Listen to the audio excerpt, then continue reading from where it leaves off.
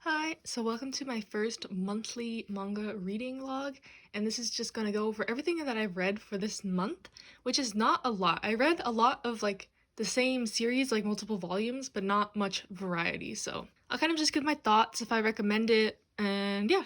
So first I read Solonin, which is a one-shot large volume story by Inio Asano, and I had picked this up because I was interested in their works and I didn't know if I wanted to go straight into Goodnight Poon Poon, so I decided to just pick this up and try it out and see if I liked their style. And this story, overall, I liked it. It wasn't my favorite thing ever, but it's basically about a girl and her boyfriend in their mid-20s and basically figuring out their life and like going through the mundanity of early adulthood, like staying in a job that you don't care about but it pays the bills, or would you rather chase your dreams that are risky, etc., etc.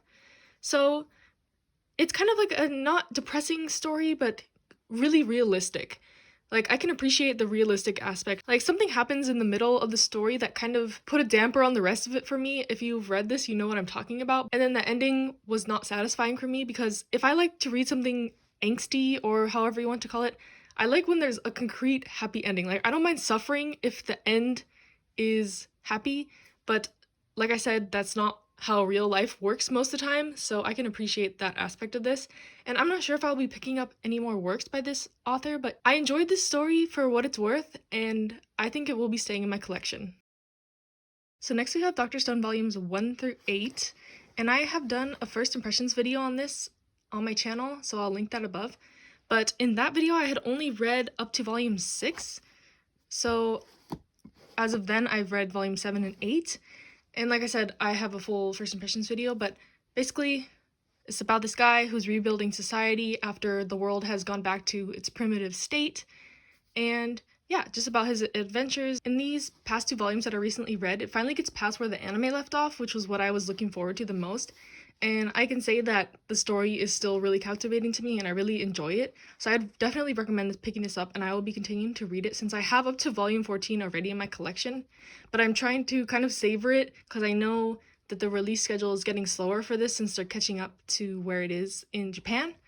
So yeah, I won't go too in depth, but I really like this series and it is quickly becoming one of my favorite shonen series that is ongoing right now. Next we got Genshiken volumes 1 through 3 in this omnibus edition, and this is something I've watched the anime for before, and I really enjoyed the story and I really enjoyed it in manga form as well. It's about a college anime slash manga club and just the adventures of the club, and volume 3 left off in a cliffhanger, and I really want to read more, but the second omnibus is out of stock in most places, and like the single volumes are out of print, but I've seen a few of them floating around for really cheap, so I might just pick up volumes 4 through 6 in the singles, but that's gonna throw off the feng shui of my collection, so I don't know if I want to do that because the single volumes are kind of ugly. They're like red and yellow, so I'd really rather prefer to get the second omnibus, but if I doesn't come in stock soon, I'm gonna have to go to the last resort. So yeah, this has 9 volumes or 3 omnibuses, so I'm really excited to keep going with this. I really enjoyed it. It's pretty funny, lighthearted. The humor is a little adult. I mean, they're in college, it's not a high school type setting, and there is a little romance involved, but yeah, it's a really nice story and I enjoy it.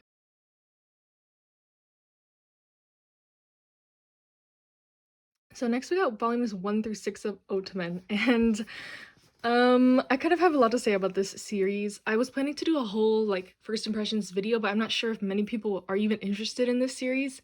And okay, so I picked up this series because I'm looking for like a good shoujo manga because I'm not a huge fan of shoujo, so I've been wanting to try out more things and see if I could find one I like. But this one, I don't know. I'm not a fan of the whole premise of the manga in general.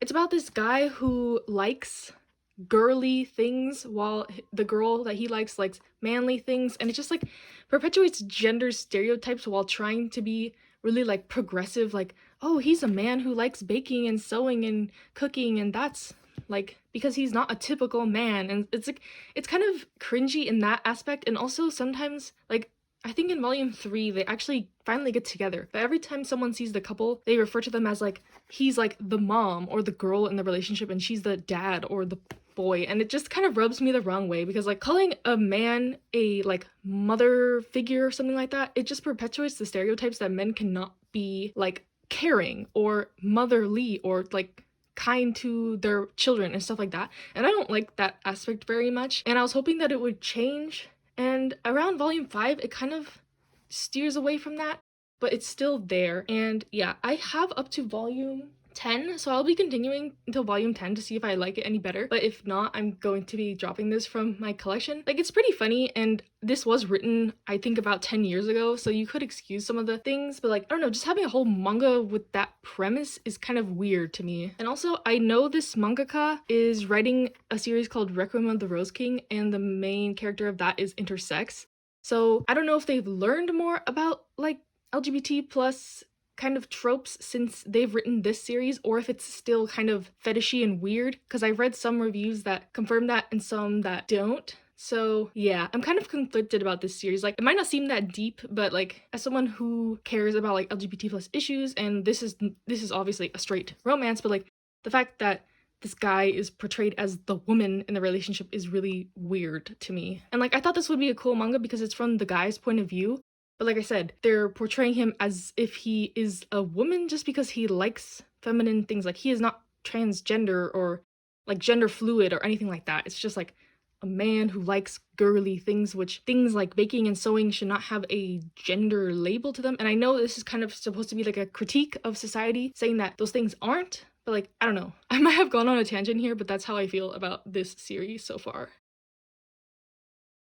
Like, the whole reason that this guy is not allowed to show his feminine interest is because his dad left their family to be a woman, and his mom is like traumatized by that. So whenever she sees him doing something like remotely girly, she freaks out and thinks that he's going to transition into a woman. So it's just a really odd, kind of concerning plot premise in my opinion. But like, the romance is cute and the main character is really cute and I like their dynamic, but like I said, from the other characters in the story's perspective, they see them as like, oh haha, she's like the man in the relationship, blah blah blah. And like, yeah, it also bugs me to see that in like gay and lesbian relationships where someone assigns gender roles when they're both the same gender. So it just doesn't make sense. Like, what's not clicking? So yeah, I might get canceled for these opinions, but as someone part of the LGBT plus community, stuff like this really rubs me the wrong way. So yeah, I hope you liked this review. Sorry it ended off in kind of a bad note. I'm not gonna pretend like I like something that I didn't like. That's not my thing. So I'm gonna be brutally honest when reviewing these things.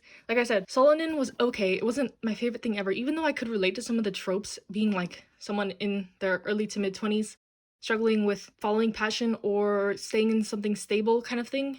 I like the art, and but yeah, it was a bit too depressing for me at times with no like there is a hopeful ending, but like not hopeful enough for me to be satisfied. And yeah, like Dr. Stone is great. I love it. This was my favorite thing I've read this month. And also Genshiken, the cliffhanger. I want to read more, but like I said, it's pretty unavailable. And Otomen, yeah. I don't think this will become a fave anytime soon, but I have 4 more volumes to read, so I will read those and then maybe do a video of my full thoughts, even though I kind of spilled a little bit in that last clip. So yeah, so thank you for watching and sticking around, and I'll see you for one of these next month.